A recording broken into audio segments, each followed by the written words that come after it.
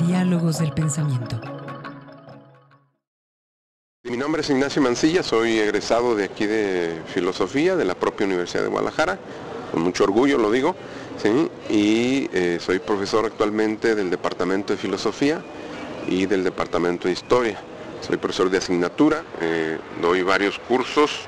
Bueno, el contexto tiene que ver con el fin del semestre pasado, es ya sabido, ¿no?, de que poquito antes de las vacaciones se nos dice a través de un correo que no se nos va a pagar a los maestros de asignatura, ¿no?, y que además el pago va a estar condicionado a un registro mínimo de alumnos a nuestras materias, ¿no?, y efectivamente no se nos pagó, ¿sí? Y no había mucha claridad porque fueron 2-3 días antes de salir de vacaciones. Regresando de vacaciones hubo reacciones inmediatas a ello, particularmente en lo personal yo envié una carta al rector general de la universidad haciéndole 10 preguntas relativas a la cuestión de la suspensión del pago y la cuestión del registro mínimo. No se me respondió, no se me ha respondido, ¿no? Y un día después de la publicación de mi carta, que fue el primer día de retorno a clases, el 18 de agosto, el lunes 18 de agosto, se publicó por 2 medios, por La Jornada, ¿sí?, Jalisco, y por Milenio, el periódico Milenio, ¿sí? Hubo un paro de actividades por parte de profesores y alumnos del Centro Universitario de Arquitectura y Diseño, ¿sí? Y a la semana siguiente nosotros, cuando digo nosotros me refiero a un colectivo al que pertenezco, que se llama Colectivo de Reflexión Universitaria, hicimos un acto ahí en las escalinatas de la rectoría, protestando por esta cuestión arbitraria, ¿no? Aunque a esas alturas ya se había dicho que se iba a corregir lo que se dio en nombrar como un error administrativo, ¿no? ¿Sí?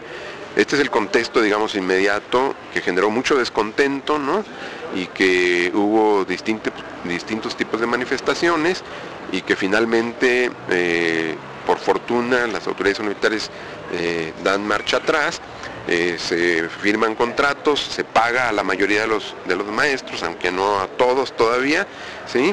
Y esto, ahora este semestre, como corolario de aquello, podemos decirlo de esa manera, viene esta medida triple que es recorte del semestre, inicio del próximo semestre más temprano de lo tradicional, ¿sí?, y la cuestión del preregistro, ¿no? Se dice de manera muy intempestiva, no viene ningún tipo de información, por lo menos en el departamento o en los departamentos donde yo trabajo, ¿no? ¿Sí? Y esto genera mucho descontento porque nos recuerda, por supuesto, con el antecedente inmediato de que estamos los maestros de asignatura pues en la picota, en el sentido de la vulnerabilidad laboral que tenemos, aparte de lo mal pagado que somos, ¿sí? Estamos sin ninguna seguridad en términos laborales, ¿no? Y la inquietud fundamental, eso me gustaría dejarlo como muy claro, en términos de parte de los maestros, es esta cuestión de que nos sentimos amenazados laboralmente, ¿no? Habemos maestros que tenemos mucho tiempo, ¿no? Yo, por ejemplo, soy maestro desde 1978, ¿no? Y soy maestro de asignatura, ¿sí?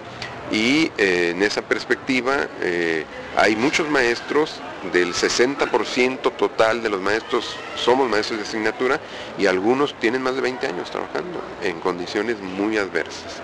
Yo estaba en una reunión de acreditación de la carrera de filosofía, en el departamento de filosofía, con el cuerpo acreditador, venían de otros lados, de la Universidad de Puebla, creo, de Morelia y del ITAM, ¿sí? Algunos maestros estuvimos hablando y diciendo cómo vemos la situación, y al final que se nos preguntó qué proponen, también dijimos propuestas de solución. Y ahí en esa reunión no estuvieron las autoridades del departamento de filosofía, o sea, no estuvo ni el jefe del departamento ni el coordinador de carrera, y al final, eso fue el jueves de la semana pasada, ¿sí? Al final de la reunión llegaron y nos dijeron, nos acaba de llegar este aviso de que se suspende el semestre el 3 de diciembre y se va a hacer un preregistro. En ese momento nos enteramos, ¿no?, de esto, ¿sí? Y bueno, no sé por qué razones fallan los mecanismos de comunicación. La noticia nos llega el jueves a nosotros, ¿sí? Y el viernes, que es poco asistido, en la universidad lo sabemos, fue el único día de por medio cuando el registro empezó justamente el lunes de esta semana. Entonces, ¿cuál manera de circular la información? Por eso ayer no me extrañaba que realmente estuviera esta especie de confusión, ¿no? O sea, bueno, se puede inscribir, no, se puede saturar, no, se puede suspender, no, porque no hay una información clara al respecto. El maestro de asignatura no tiene un contrato definitivo con la institución, sino que tiene que estar renovando los contratos semestralmente, ¿no? Cosa que lo pone en cierta inseguridad laboral, ¿sí? Y por el otro, no tiene un salario, digamos, definido en términos de lo que sería un contrato definitivo, ¿no? Sino que depende de las horas clase, es decir, se nos paga por horas clase, pago la verdad risible a estas alturas, que son 50, 60 pesos por hora clase, ¿no? ¿Sí? Y entonces esta es la diferencia fundamental, ¿no? De que los maestros de asignatura estamos contratados semestre por semestre, tenemos que renovar nuestro contrato, ¿no? Y que se nos paga de acuerdo al número de clases que tengamos, ¿sí? En términos de promedio, un profesor de asignatura está ganando alrededor de 5,000 pesos al mes, que por supuesto casi en cualquier otro trabajo no calificado se gana eso y más, ¿sí?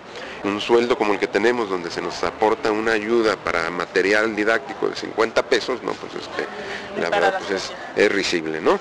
Entonces, esta es la diferencia fundamental. El total de los profesores de la universidad, el 60% somos maestros de asignatura. Es decir, la carga fuerte en términos de la transmisión y de la enseñanza recae en los maestros de asignatura. De repente los nombramientos se dan discrecionalmente, ¿sí? En la universidad no había habido convocatorias para concursos de oposición desde hace 10 años, ¿sí? Aunque eso no significaba que no se contrataran nuevas plazas, ¿no? Y cuando hay convocatorias casi están como muy dirigidas, ¿no? Entonces no hay promoción, aunque en los estatutos del, no sé si del sindicato, ¿no? Está establecido que después de 3 años de trabajo el profesor tiene derecho a la definitividad, ¿no? Sin embargo, esto en los hechos reales no se lleva a cabo, ¿no? Para mantener hipotéticamente un curso ofertado, si no está el profesor de asignatura, es un curso que se va a tener que reasignar a un profesor de tiempo completo, ¿sí?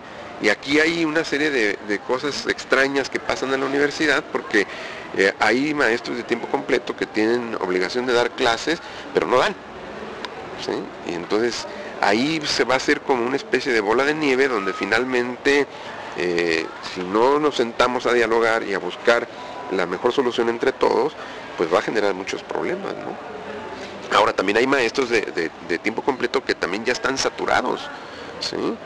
Y bueno, ¿qué se va a hacer? ¿Llenarlos más de clase? Yo tenía, por ejemplo, el semestre pasado 7 cursos, ¿sí? Dejé, bueno, uno era un compromiso solamente por un semestre, con la advertencia de que la maestra había pedido permiso y que al siguiente semestre yo no iba a dar el curso, eso lo tenía yo claro, ¿no? Sí. Tenía 6, dejé uno en antropología, pensaba dejar otro en filosofía, porque la verdad yo tengo la costumbre de cambiar mis contenidos de curso cada semestre, ¿sí? Entonces eso me mete en un ritmo de trabajo muy complejo, pero así lo quiero, por eso mis cursos son de alguna manera asistidos, ¿no? Porque saben los alumnos que no doy lo mismo cada semestre, sino que estoy variándole, ¿no?, al asunto, ¿no?